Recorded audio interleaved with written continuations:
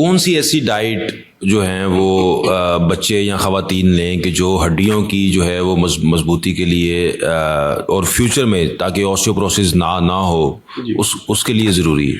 एक तो जी सबसे पहले तो मैं कहूँगा डेयरी प्रोडक्ट्स, ठीक है, वो ज़्यादा से ज़्यादा इस्तेमाल, दूध, दही, मक्खन और हाई प्रोटीन डाइट ले, ठीक है, और सैलड्स ले, और वेजिटेबल्स का प्रॉपर इस्तेमाल होना चाहिए।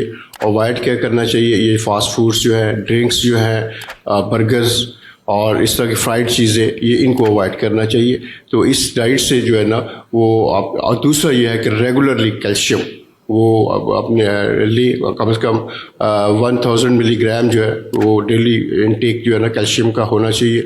इस तरह विटामिन D3 का भी मतलब इंटरवल के साथ, नॉट रेगुलरली नहीं लेकिन इंटरवल के साथ विटामिन D3 भी लेते रहना चाहिए।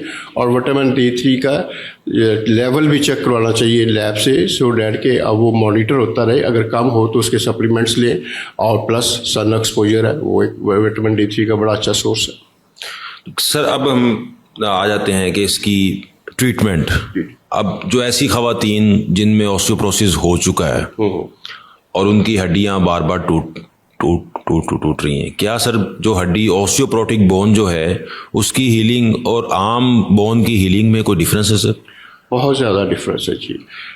जब हड्डी टूटती है ना, एक तो ये है कि जो बूढ़े की हड्डी टूटती है, हिप जॉइंट टूटता है स्पेशली, तो समझा ही जाता है जी वो बाथरूम में गिर गया है या फ्लोर में कारपेट में उसका पाँव ट्रैप हो गया है तो वो गिर गया, तो गिर गया और गिरने की वजह से हड्डी टूटी है। हालांकि ऐसा नहीं होता। हड्डी इतनी सॉफ्ट और इतनी डेलिकेट होगी होती है कि वो खड़े खड़े टूट जाती है और टूटने के बाद इंसान गिरता है तो वो समझता है शायद गिरने की वजह से टूटी है। मैम अक्सर जब ये लोगों को कहते हैं तो वो कहते हैं ऐसे कैसे तो होता यही है, ठीक सर। और दूसरा आपका जो क्वेश्चन बड़ा अच्छा था, वैलिड क्वेश्चन था कि इसका फ्रैक्चर की हीलिंग और इसका ऑपरेशन, इसकी फिक्सेशन इंटायरली डिफरेंट है नॉर्मल बोन से, क्योंकि ये इतनी सॉफ्ट होती है और इसके अंदर हम प्लेट्स और स्क्रूज जब लगाते हैं उनका होल्ड ही नहीं आता, वो फिक्सेशन ही नहीं होती प्रॉपर। अगर फिक्सेशन हो भी जाए तो जब हम पेशेंट को चलाते हैं, थोड़ा सा वॉक करते हैं, तो कुछ ऐसे बाद पता चलता है कि वो प्लेट और स्क्रूज जो है ना वो कट आउट हो गए हैं, वो बोन से बाहर निकल गए हैं और फिर फ्रैक्चर वैसे ही हो गया। तो इसके लिए बड़े स्पेशल प्लेट्स भी बनानी पड़ती हैं, स्पेशल इंस्ट्रूमेंट्स इस्तेमाल होते हैं, स्पेशल इम्प्लांट्स इस्तेमाल होते हैं। और ख़ास तौर पे जो हिप का फ्रैक्चर होता है ओल्ड एज में, उसको अगर हम फिक्स करें तो पेशेंट चल नहीं सकता।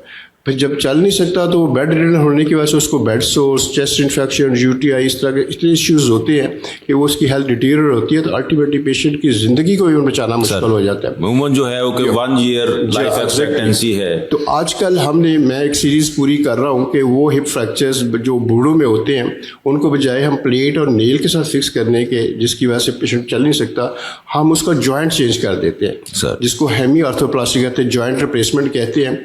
जॉइंट रिप्लेसमेंट करने से ये होता है कि आप सीमेंटेड करते हैं और अगले दिन ही पेशेंट को उस टांग पे पूरा वजन डलवा के जैसे वो टूटने से पहले चल रहा था वैसे चला देते हैं। उससे ये पेशेंट को फ़ायदा होता है कि वो आउट ऑफ बेड हो जाता है, उसकी मोबिलिटी फ़ौरन जो है ना रिस्टोर हो जाती है, और वो जो बेड रिडन होने की वजह से जो कॉम्प्लिकेशंस होती हैं और पेशेंट एकदम से डाउन जाता है, डिटीरियरेट होता है, और even patient first year of fracture जो है ना उसी में एक्सपायर कर जाते हैं, तो वो उससे सेफ हो जाते हैं। और ये आजकल बड़ा लेटेस्ट ऑपरेशन है जो कि हम कर रहे हैं, और मैं बाकी भी अपने ऑर्थोपेडिक सर्जन्स को कहूँगा कि बजाय इसको कि हिप फ्रैक्चर्स को हम ऑस्टियोपोरोसिस में फिक्स करें, इफ़ पॉसिबल उसको रिकन्स्ट्रक्ट करके तो उसको रिप्लेस, जॉइंट को रिप्लेस करें, ताकि अगले दिन पेशेंट जो है ना वो मोबाइल हो और फुली वेट बेयरिंग हो। सर बहुत शुक्रिया सर, थैंक यू।